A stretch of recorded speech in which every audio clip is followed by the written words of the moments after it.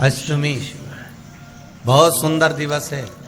बहुत बहुत बधाइयाँ महाराज। सोमवार की अष्टमी का मतलब आपको इंदौर की कथा में बताया था, जिस दिन शंकर और पार्वती के मिलन का दिवस हो। और केवल एक माता पार्वती के अकेले मिलन का नहीं, 64 योगनिया तक भगवान शंकर से मिलने के लिए आती है। जिस लड़के की शादी नहीं हो रही हो, सोमवार की अष्टमी पड़ने पर एक लाल फूल चंदन में लगाकर, जहां पर अशोक सुंदरी का स्थान है, उस अशोक सुंदरी वाले स्थान पर ले जाकर, अगर सोमवार की अष्टमी पड़ने पर लड़का या लड़की जिसका विवाह नहीं होता वो चढ़ा देता है, मात्र 3 महीने में उसका विवाह पक्का हो जाता है। मात्र 3 महीने। अशोक सुंदरी का स्थान शिव। बहुत तकलीफ है और नहीं हो रहा काम, बहुत दिनों से लगे हो, नहीं हो रहा। हरा मूंग ले जाओ, मूंग के दाने तो रहते हैं घर में, केवल 31 मूंग के दाने लेकर जाइए, 31 चावल के दाने लेकर जाइए और 31 ही बेलपत्र लेकर जाइए। जिस दिन सोमवार की अष्टमी है, कौन से दिन सोमवार की अष्टमी हो, उस दिन शंकर जी के मंदिर में जाओ, 3 चीज लेकर जाओ, मूंग के दाने, चावल, बेलपत्र। चावल जो 31 लेकर गए हो, अपनी कामना कर कर शंकर जी की देहली पर रख दो, चौखट पर, कहीं पर भी एकांत में उसको रख दिया गया। मूंग के जो दाने लेकर गए हो 31, वो नंदी के पास में, जो नंदी का पांव ऊंचा रहता है उस पांव के पास रख दीजिए। और जो 31 बेलपत्र लेकर गए हो, वो 31 बेलपत्र अशोक सुंदरी वाली जो जगह है, आपको पहले बताया है कथा में, अशोक सुंदरी जी का स्थान, ये शिवलिंग, ये जलाधारी जहाँ से पानी बहता है, उसके बीच में एक मोटी सी लाइन होती है, जो शंकर भगवान की छोटी लड़की अशोक सुंदरी का स्थान है। शिव जी के 13 बच्चे हैं, 13 बच्चे में सबसे छोटी लड़की अशोक सुंदरी यहीं पर विराजमान होती है, जहाँ से पानी नीचे गिरता है। प्रत्येक शिवलिंग के सामने एक मोटी सी लाइन होगी, उस मोटी सी जो लाइन है अशोक सुंदरी, वहाँ पर जो 31 बेलपत्र लेकर गए हो, अपनी कामना कर कर पीला चंदन, लाल चंदन लगाकर उस पर समर्पित करते जाओ। उसकी डंडी जहाँ से पानी बहता है उस ओर होना चाहिए। आप निवेदन कर कर देखो, एक सोमवार की अष्टमी पर कर कर देखना, दूसरी सोमवार की अष्टमी आएगी, अपने आप आपका काम हो गया होगा। बाबा से निवेदन तो करो, क्यों भटक रहे? एक मात्र शिव मंदिर में झाड़ू लगा रही हैं अहिल्याबाई, साधारण सा भाव है, केवल एक झाड़ू। कई लोग कहते हैं महाराज जी, आप कहते हो मंदिर में जाकर झाड़ू लगाओ, पोछा लगाओ, तो जो हमने मंदिर में रख रखा है, स्वीपर आदि आदि जो भी सेवा करने वाला है, काम करने वाला है, वर्कर है, वो कर रहा है, तो हम क्यों करें? अरे भाई, एक बात याद रखना, आप सबसे पूछना चाहूंगा, आप लोग कहते हो कि मंदिर की सफाई जो वर्कर रखा है उसे करना चाहिए, मंदिर की सफाई जो पुजारी रखा है उसको करना चाहिए। मैं आपसे पूछना चाहता हूं कि आपके घर में जो तिजोरी है, दिवाली पे उसकी सफाई कौन करता है? नौकर करता है? अरे बोलते तो जाओ। नौकर करेगा? नहीं। वर्कर करेगा? नहीं। स्वीपर करेगा? नहीं। तिजोरी की सफाई कोई दूसरा नहीं करता, तिजोरी की सफाई हमें करना होती है। उसी तरह मंदिर की सफाई ना पुजारी करे, ना कोई वर्कर करे, जो दर्शन करने जाए वो करे, क्योंकि ये तिजोरी है हमारी, ये तिजोरी है हमारी, यहां से हमें मिलता है, ये मेरा देव अधिदेव महादेव देता है। और धतूरे का फूल,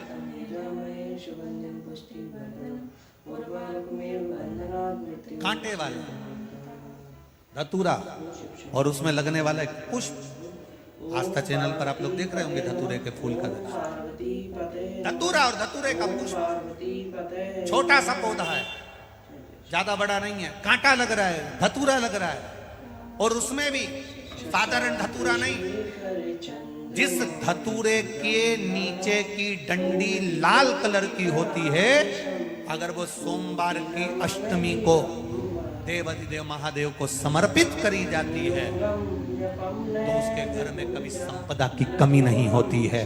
वो धतूरा है, साधारण नहीं है। धतूरे में भी लाल डंडी, जैसे धतूरा गोल होता है उसके नीचे छोटी सी डंडी, देखा है आप लोगों ने? अरे देखी कि नहीं देखी बोलो? धतूरा देखा है ना? धतूरे के अंदर एक नीचे छोटी सी डंडी होती है, जब तोड़ोगे तो वो डंडी का कलर अगर लाल है, वो डंडी का कलर अगर लाल है, और कभी हम तो कहेंगे जैसे बड़ी बीमारी जिसको हो जाती है, लीवर, किडनी, कैंसर आदि बड़ी बीमारियों से जो जूझ रहा होता है, प्रयास करो, प्रयास महामृत्युंजय का जाप कर कर, महामृत्युंजय का स्मरण कर कर, एक लाल डंडी का धतूरा प्रयास करना, एक धतूरा मिल जाए या 5 धतूरे मिल जाए किसी भी एकांतेश्वर महादेव का, जो शिव मंदिर एकांत में हो, जहाँ कोई जाता आता नहीं हो। वैसे तो अब बहुत मुश्किल है कि ऐसा मंदिर मिल जाए जहाँ कोई जाता आता नहीं हो, पहले की बात दूसरी है, अब बात दूसरी है। फिर भी कहीं आप रोड पे से निकल रहे हो, एकांतेश्वर महादेव अगर आपका दिख जाए, बहुत बीमारियों से ग्रसित हो, तो भी महामृत्युंजय जाप का स्मरण कर कर या किसी विद्वत ब्राह्मण जन से महामृत्युंजय मंत्र का जाप करा कर, या भगवान शिव के मंत्र का जाप स्वयं कर कर, वो भी ना बने तो पंचाक्षर मंत्र नमः शिवाय, षडाक्षर मंत्र ओम नमः शिवाय, या श्री शिवाय नमस्तुभ्यम जप कर वो लाल डंडी का धतूरा 5 एकांतेश्वर महादेव को आप समर्पित कर सकते। रोग थम जाएगा, जो दवाई खाओगे वो शरीर को लगना प्रारंभ हो जाएगी और आप स्वस्थ होना प्रारंभ हो जाएगा। अगर बड़ा रोग, देवी शंकर के मंदिर में जाओ, शिव जी का पूजन कर कर जब वापिस आओ, तो शंकर भगवान के मंदिर में जो बाहर नंदी बैठता है, उसके कानों में ओम नमः शिवाय बोलकर अपने मन की कामना उसके कानों में बोलकर आप आ जाइए, आपकी कामना 3 महीने में पूरी हो जाती है। नंदी के ईश्वर भगवान का स्मरण करिए। अगर 7 बेलपत्र आप शंकर को समर्पित करते हो, तो 1 बेलपत्र नंदी भगवान पर भी अवश्य समर्पित करिए। नंदीश्वर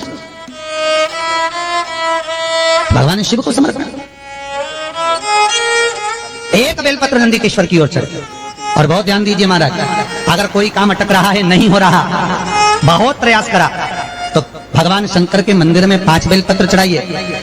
और शंकर भगवान की जो छोटी लड़की है अशोक सुंदरी, आपको बताया था ना अशोक सुंदरी का स्थान, भगवान शंकर की 6 लड़कियां हैं, उसमें से सबसे छोटी लड़की अशोक सुंदरी की जगह पर 1 बेलपत्र चढ़ाइए। फिर 1 बेलपत्र नंदीकेश्वर पर चढ़ाइए, और नंदीकेश्वर पर चढ़ाने के बाद भगवान शंकर के मंदिर के बाहर चौखट पर दिया लगा दीजिए साइड में, और फिर अपने घर पर आ जाइए, आपका कार्य सफल होना प्रारंभ हो जाएगा। नंदीकेश्वर भगवान नंदीकेश्वर का स्मरण कर लेने पर जीव आनंद सुख की अनुभूति करता है, आनंद सुख को पाता। भगवान नंदीकेश्वर का पूरी दुनिया में केवल एक केदारनाथ ही एक ऐसा है जहां पर ओम कुंड विराजमान है। कौन सा कुंड है वहां पर? ओम कुंड। जो बच्चा हकलाता है, तोतला बोलता है या गूंगा होता है, जिसकी वाणी नहीं होती, वो अगर ओम कुंड पर जाकर ओम बोलने का प्रयास करता है, तो जितनी देर तक उसके मुंह से घुन्न की आवाज निकलती है, उतनी देर तक ओम कुंड में से पानी का बुलबुला निकलता रहता है। और 7 या 8 बार बोलने से व्यक्ति हकलाना छोड़ देता है, तोतला बोलना छोड़ देता है, और उसकी वाणी आ जाती है। वो ओम कुंड केदारनाथ जी में बसता है। कहाँ बसता है? केदारेश्वर।